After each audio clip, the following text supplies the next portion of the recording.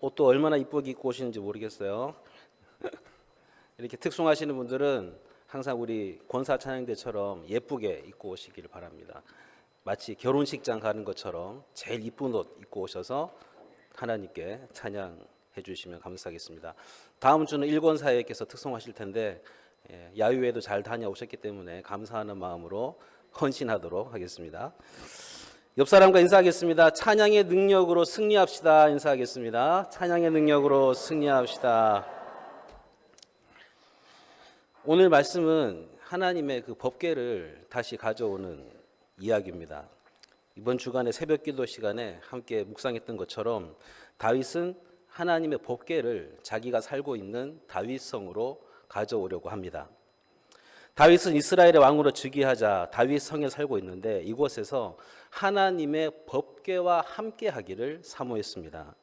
법궤 즉 언약궤는 엘리 제사장 때 아벡 전투에서 블레셋에게 빼앗겼는데 그 후에 블레셋이 두려움에 빠져서 다시 이스라엘로 그 법궤를 돌려보냈습니다.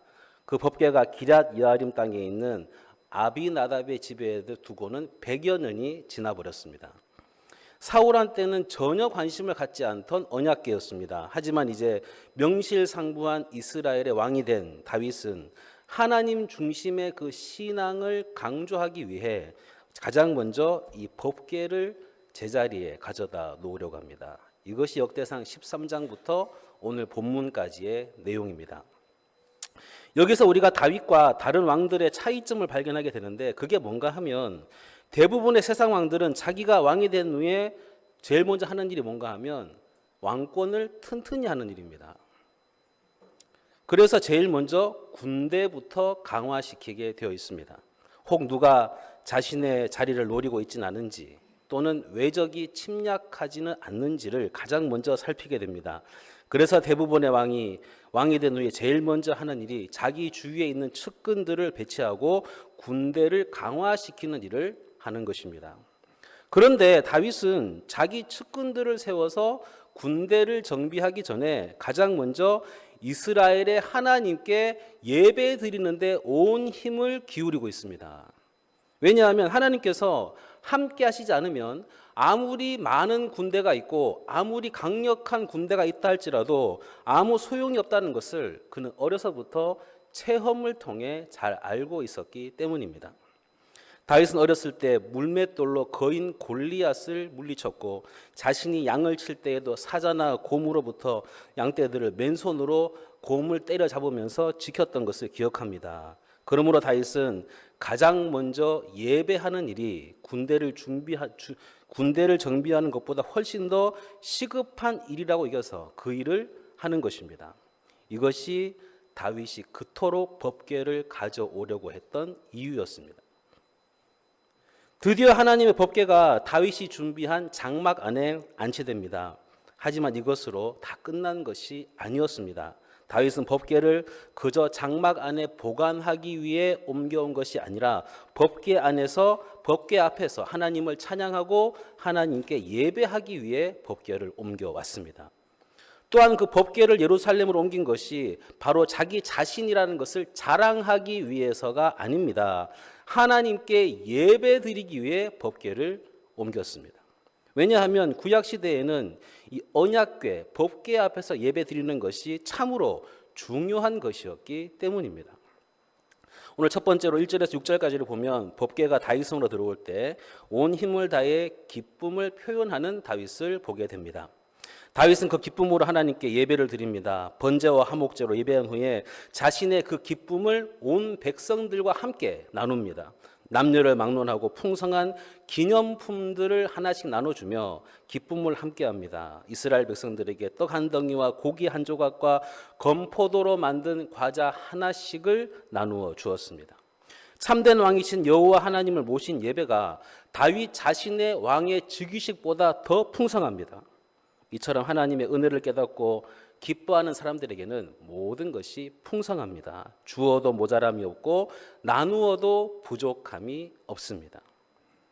이것은 법궤를 옮기는 일이 전 국가적인 행사였음을 알리는 것입니다.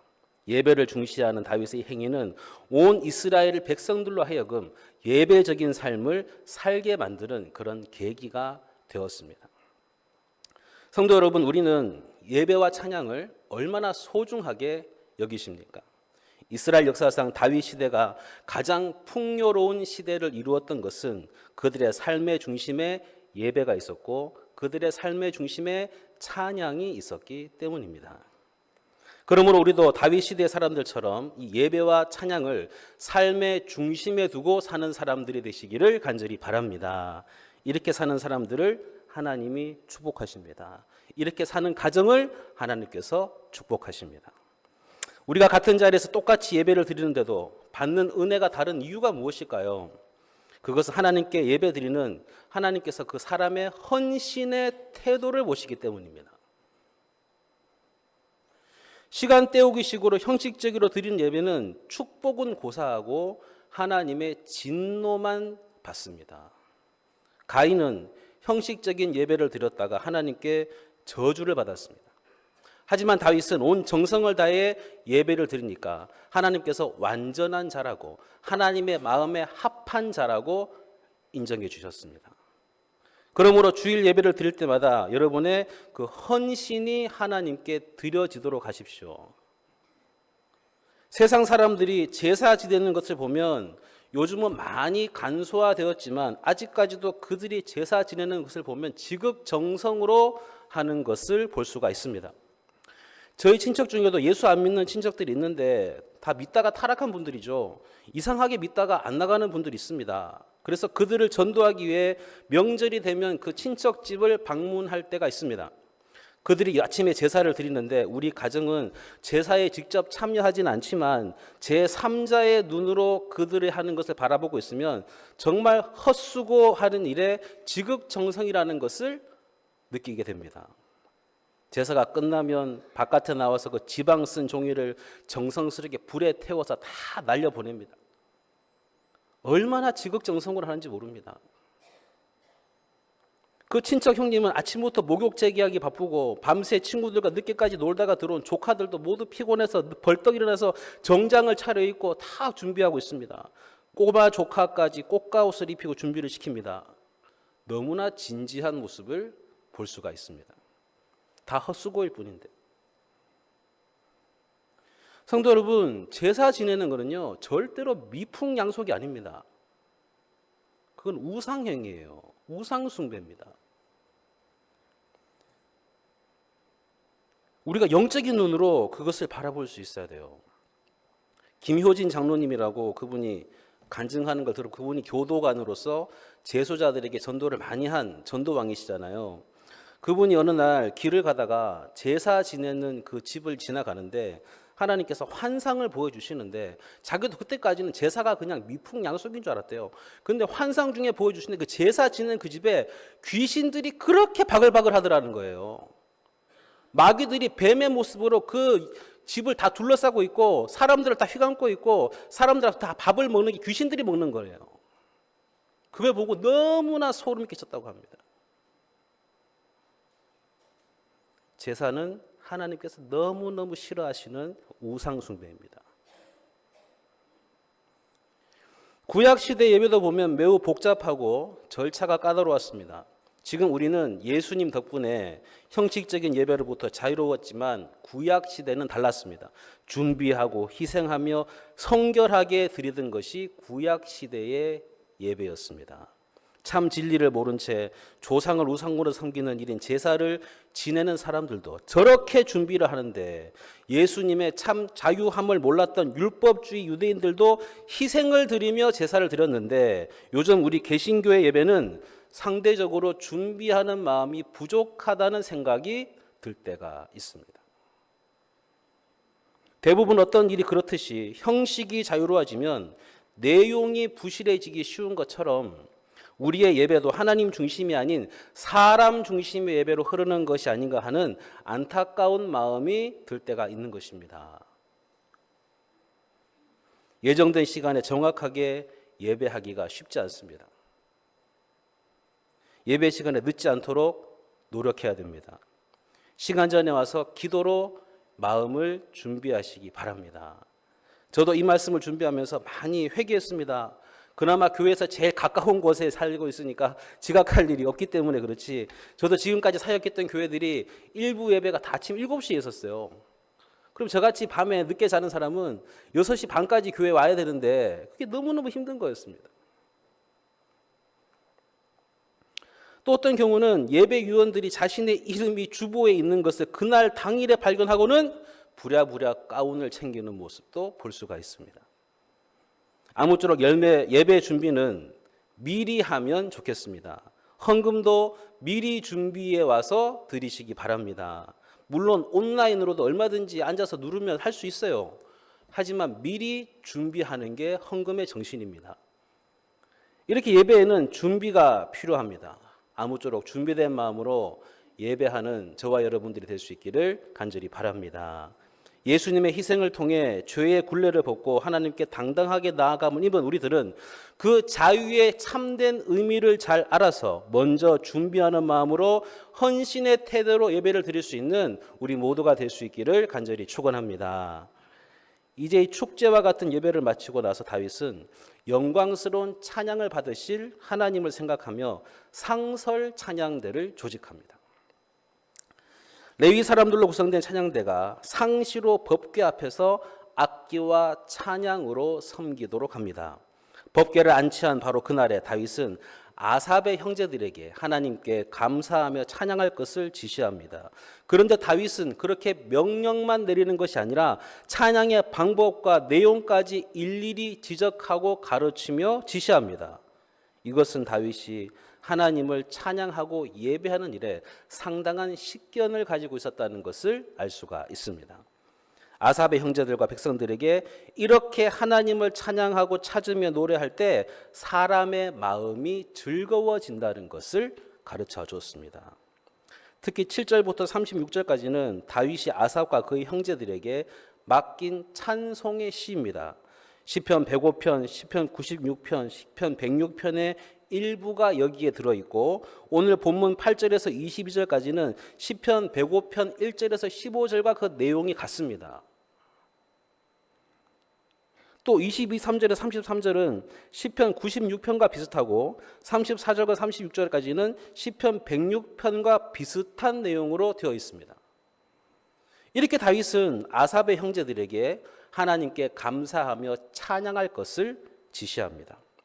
두 번째로 오늘 본문 23절부터 36절까지 다윗은 온 땅이여 하나님을 찬양하라고 명령하고 있습니다. 23절과 24절을 보겠습니다. 온 땅이여 여호와께 노래하며 그의 구원을 날마다 선포할지어다. 그의 영광을 모든 민족 중에 그의 기이한 행적을 만민 중에 선포할지어다. 다윗은 자신의 찬양이 이스라엘이라는 울타리를 넘어서서 온 땅으로 모든 민족에게로 퍼져나가기를 노래하고 있습니다. 왜 모든 민족에게까지 찬양이 퍼져나가야 할까요? 그 이유를 25절과 26절에서 설명하는데 여호와는 위대하시고 하늘을 지으신 분이시기 때문입니다. 그 당시 고대 근동 지방은 수많은 신들로 가득 차 있었습니다. 풍요를 약속하는 바알과 전쟁을 주관하는 아세라, 또 사람들은 눈에 보이고 손에 잡히는 것을 신으로 섬겼습니다. 다윗은 하지만 단호하게 선언합니다. 그 모든 것은 사람들이 만들어낸 헛것에 불과하고 오직 하나님만이 온 우주와 하늘을 창조하신 살아계신 전능하신 창조주라고 고백합니다. 이것이 바로 우리가 하나님을 찬양해야 하는 첫 번째 이유입니다. 찬양은 하나님이 살아계신다는 것을 온 세상에 선포하는 노래입니다. 세상의 수많은 헛된 우상들 앞에서 오직 여호와만이 참 신이시며 우리의 경배를 받으시기에 합당한 유일한 분이심을 인정하고 고백하는 행위가 바로 찬양이기 때문입니다. 이와 같이 온 우주에서 가장 뛰어난 능력을 가지신 크고 놀라우신 하나님께서 지금도 우리를 구원하기 위해 일하고 계시기 때문에 온 세상 만물은 예물을 가지고 그에 합당한 예를 갖추어서 합당한 영광을 돌리라고 말합니다. 그 사랑과 권세와 능력을 기뻐하고 찬양하라고 말합니다. 지구와 태양과 온 우주의 모든 것을 창조하신 위대하신 하나님께서 지금도 여러분을 사랑하고 계십니다. 그 전능하신 하나님께서 지금도 여러분을 눈동자처럼 지키시고 보호하고 계십니다. 세상의 다른 신들은 인간이 만든 인간 신념의 토형물 뿐이지만 다 인간이 만든 종교에 불과하지만 실제하시는 유일하신 하나님, 나를 사랑하시는 전능하신 자비가 풍성하신 하나님 아버지를 우리는 마땅히 섬기고 경배해야 할 줄을 믿습니다.